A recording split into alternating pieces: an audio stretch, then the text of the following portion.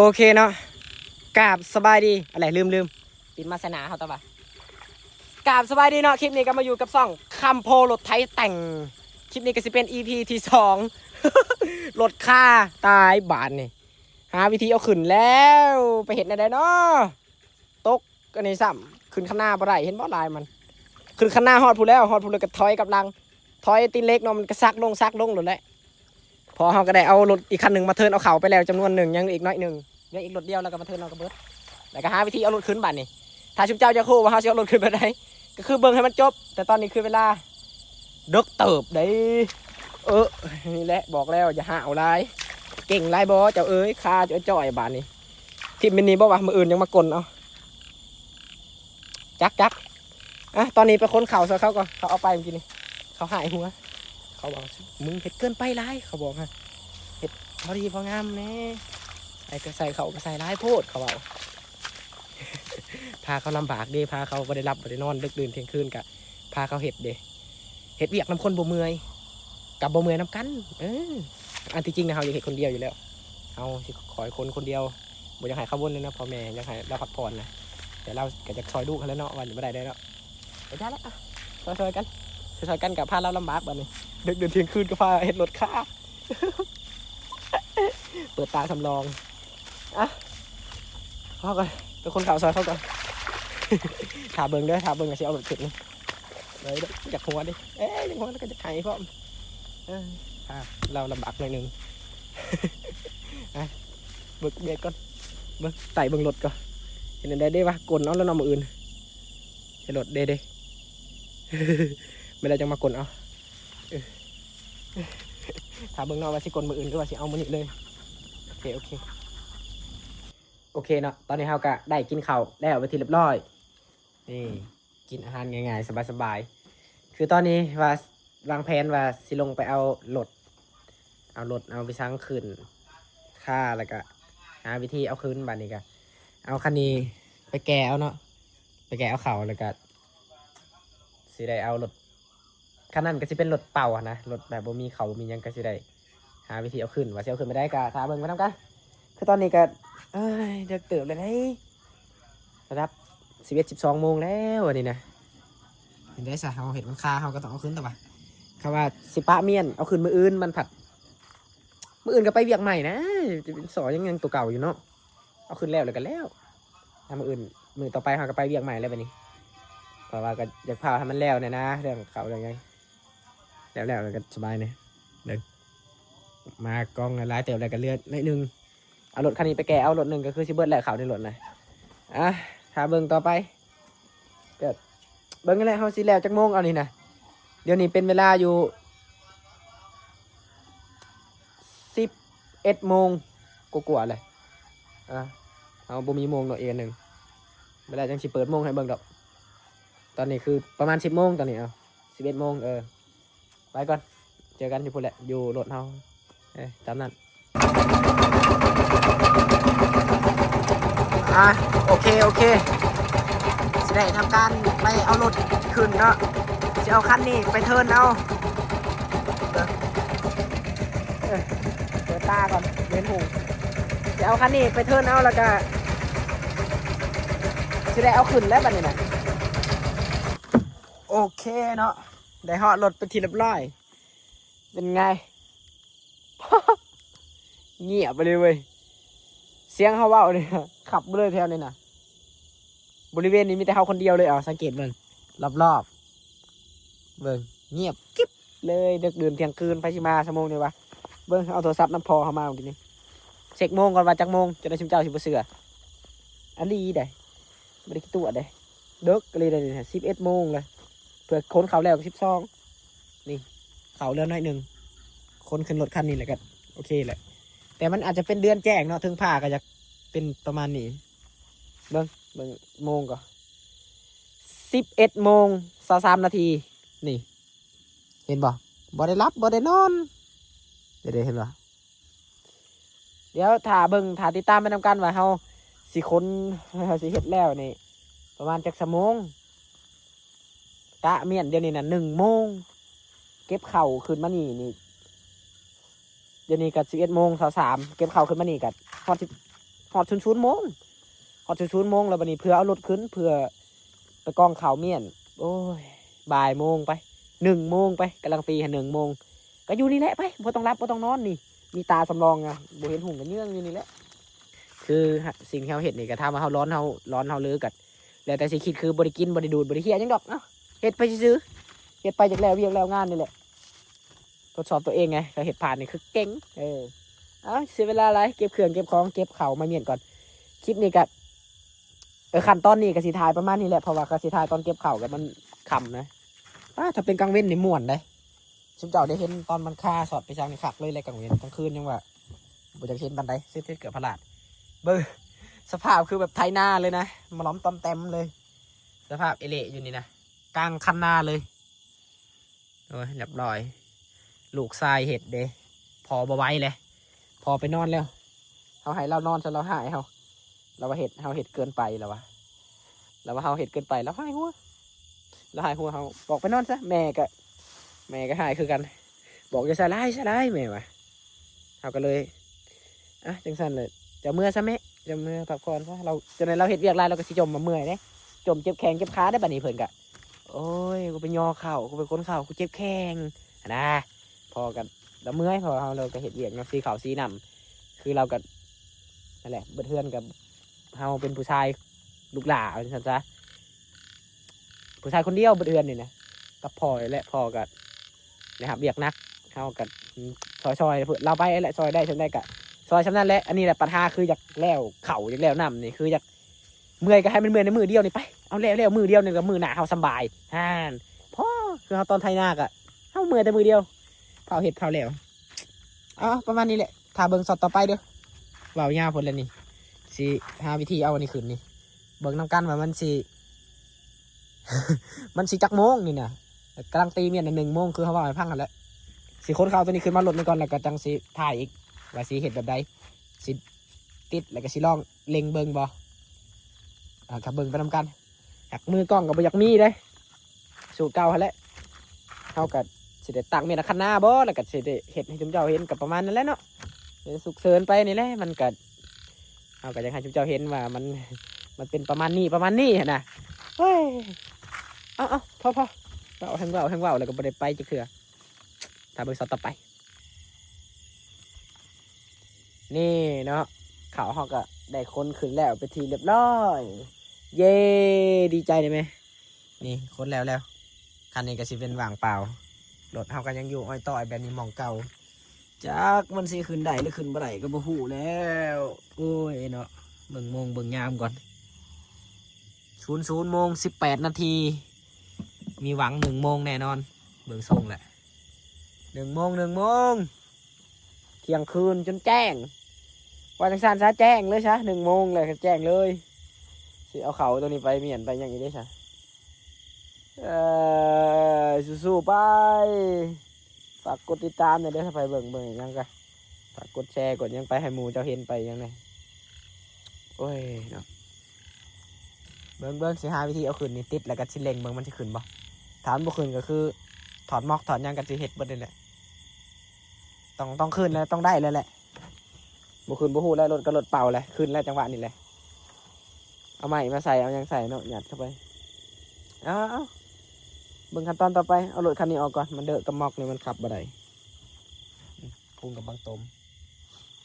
เอาคันนี้ออกไปจอดหน่อยนึงแล้วก็สิลองติดเล็งเบิ่งหนาวแล้วตอนนี้นะนี่หนาวแล้วเดึกเลย00 โมงสิเข้า1 โมงแล้วมันเป็นเวลานอนแล้วนี่ไผมาเห็ดเวียกกันก็เดินแบบนี้นะบ่มีไผมีแต่เฮาคนเดียวร้อนบ่ได้ร้อนติเอาตั้งใจนี่แหละอยากแล้วเวียกแล้วงานก็แบบนี้แหละแต่เห็ดขี้ข้านกันอยู่หั่นแหละให้ขี้ข้านอยู่หั่นแหละบ่ได้จักเทื่อประมาณนี้หาวิธีเอาขึ้นสิติดแล้วก็สิลองทางเบิ่งก็มันจะขึ้นก็ขึ้นมันบ่ขึ้นแล้วก็อย่างว่ากันใหม่เนาะโอเคสิได้บัดนี้ก็สิได้ทำการลองเบิ่งว่ามันสิขึ้นบ่หรือว่ามันสิบ่ขึ้นก็ติดตามหับชมไปนำกันเพราะฮู้แต่ว่ามันบ่ไปบ่ติงแล้วนี่มันจำมันเลยแต่ก็สิหาวิธีเบิ่งไปนี่แหละดินมันคือสิดูดข้างในเนาะ ขนาดกับเอาไปเบื้องนั้นเลยรถเป่าเลยวันนี้คือชิง่ายอยู่ดอกติบุขึ้นกับหาวิธีจนมันขึ้นนี่แหละมันดึกกะอยู่นำกันเบิ่งนำกันนี่แหละ ดึกกับดึกเลยนะมองตั้งกล่องมันก็คนเดียวได้นี่ไม่ได้มีไฟมาสอนแล้วนี่พอเขาก็ให้เรานอนแล้วเราเมื่อยเนาะเราเมื่อยให้นอนซะมันเบิ่งสิเป็นมาในใดสิเป็นไปในใดจะให้ติดตามรับชมไปนำกันต่อได้จะแจ้งเลย1 โมงแล้วจ้ะแจ้งแล้วขึ้นเต้รถเป่าเลยลองขึ้นกับพูแล้วขึ้นจะให้มันขึ้นอยู่นี่แล้วหนาวแล้วตอนนี้เหรออยากนอนเลยเลิกเลยแจ้งแล้ว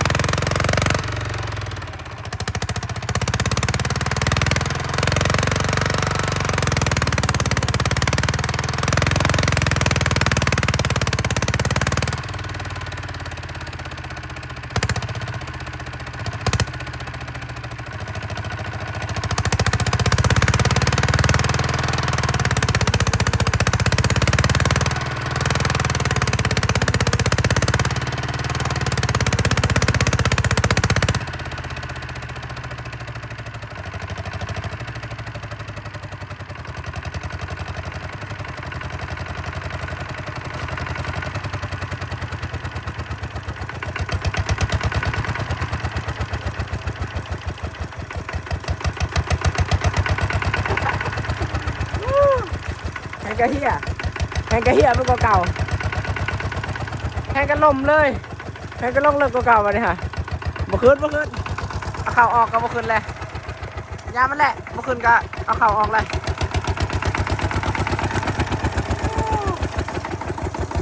แห้งกระจมดิบก็เก่าเลย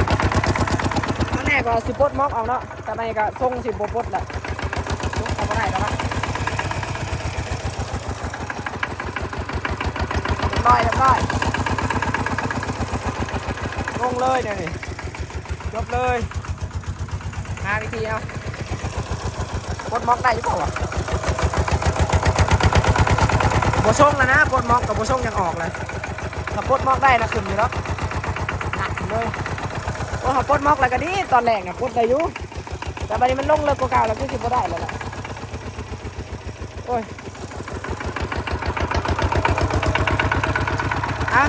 ถ้าเบิ่งขั้นตอนต่อไป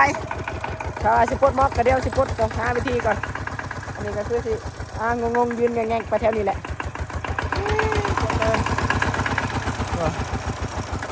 น้องบังเอิญหลับเลยโอเคประมาณนี้แหละ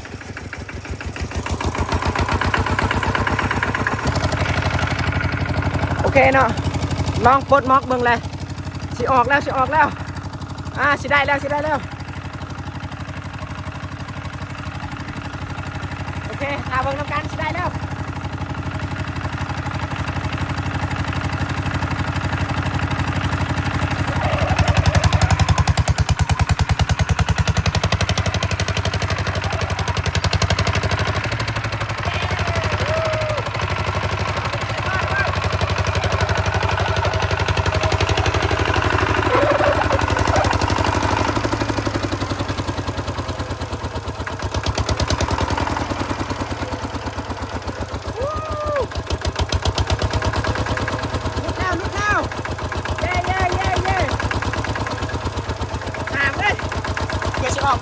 เกือบกูตาย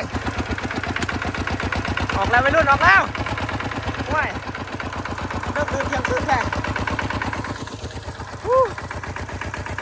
ค่าเด้อบักเลิกหนึ่งฝากกดไลค์กดแชร์เด้อกดติดตามเด้อสู่ชีวิตอะไร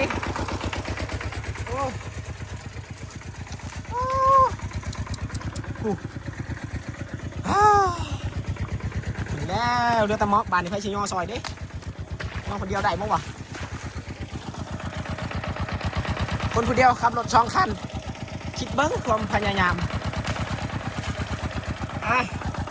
ก็ได้ขึ้นมาเทียบร้อยเรือตะมอกเลยเลยเช็คมึงดูมันนักป่ะวะโอ้บกขึ้นไว้มือเดียวกับบกขึ้น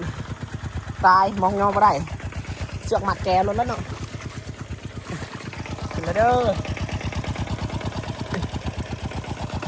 โอเคเดี๋ยวถ่ายเบิ่งตอนต่อไปอีกโอ้ตอนนี้มันขึ้นแล้วมันปลอดภัยแล้วอันนี้จนหักเลยนี่บอกหักวะใช่ปะหักเลยอันนี้ตีนมันนี่หักเลยเบิ้งเสียเอาไปอีกหน่อยหนึ่ง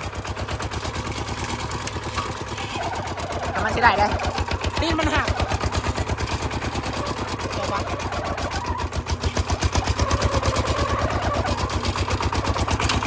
โบเห็นซ้ำมันหักเนาะเขาเหยียบเข่าอยู่เขาเน้นใส่ยงทีนึงโบเห็นอันนี้มันหักเลยเมื่อกี้จะหักไม่ใช่เลยนี่ไม่รอดในเงาเลยดิหักเลยไม่หรอกย้ายเลยเนาะจอดทำไม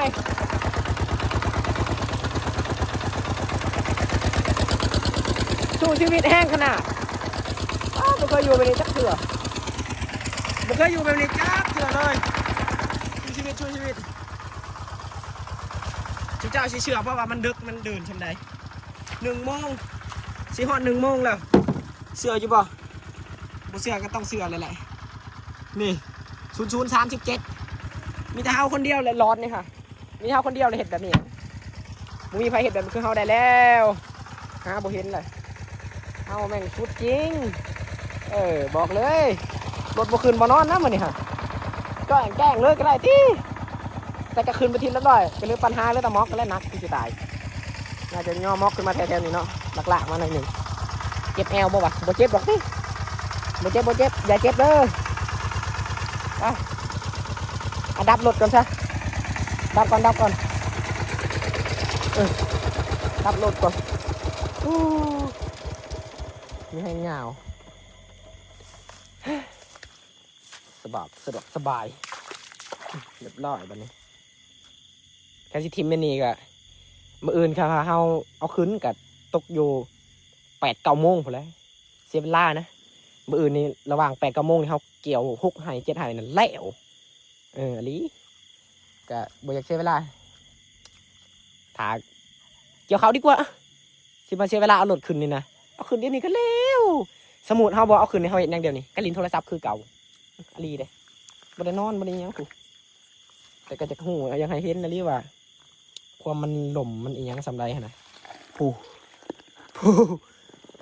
เพียงต้นขาเลยเพียงหัวเข่าเพียงไปจังไปเลยผู้เซตบาทนี่เซตขึ้นบ่ได้เซตหาเมื่อบนาลงเลยจูบเกินดินก็ได้ไปได้ว่าสิมันยอมหมอกสอยปะยอมยับมันนี้ก็ได้นะหัวมาซบใส่เลยขับเมื่อเที่ยงแล้วก็มาเอาคันนี้อีกคันตะแก่เขานี้อีกเบิ่งเงียบกิ๊บมันมีไผจักคนมีแต่เฮาเลยคนเดียวอยู่มือหน้าก็บ่ใส่ร้ายได้บาดนี่ใส่ร้ายไปยากมันดินมันล่มบ่แม่นหยังดอกขนาดบ่มีน้ำใครอยู่หน้าเพิ่งแนะนำจำหน้าอันนั้นจำหน้าสำข้าวสีดำหน้าเบาเลยกะกะสิมีประมาณนี้แหละ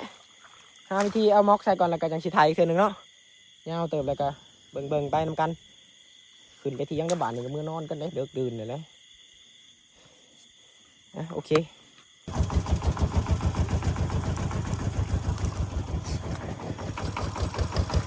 เนาะบานเนก็ได้สำเร็จเป็นทีเรียบร้อยอุ้ยนี่นะนี่ใส่แล้วเนาะใส่ก็ใส่คนเดียวเองม็อกเด้บักนักหนึ่งหามเลย คนเดียวก็ใส่เลยนะขออภัย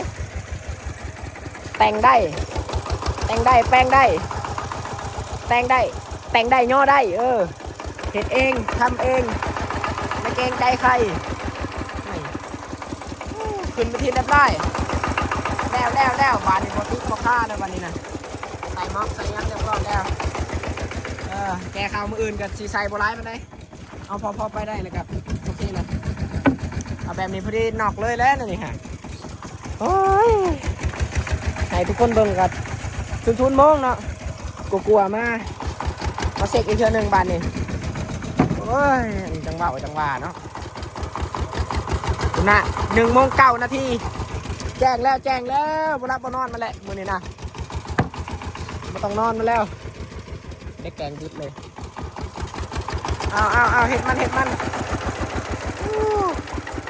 สภาพไปเที่ยงแล้วบ้านนี่เด้อขับไปเที่ยงก่อน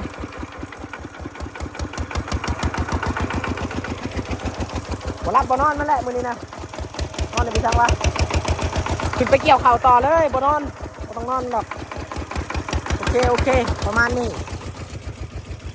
ไปเที่ยงไปนะก่อนเจอกันอยู่เที่ยงถ่ายตอนขับรถมันยากเลยโอเ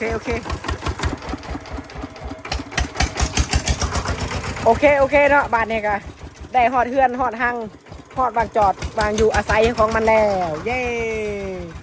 มาฮอดแล้วเด้อนี่หมดพอ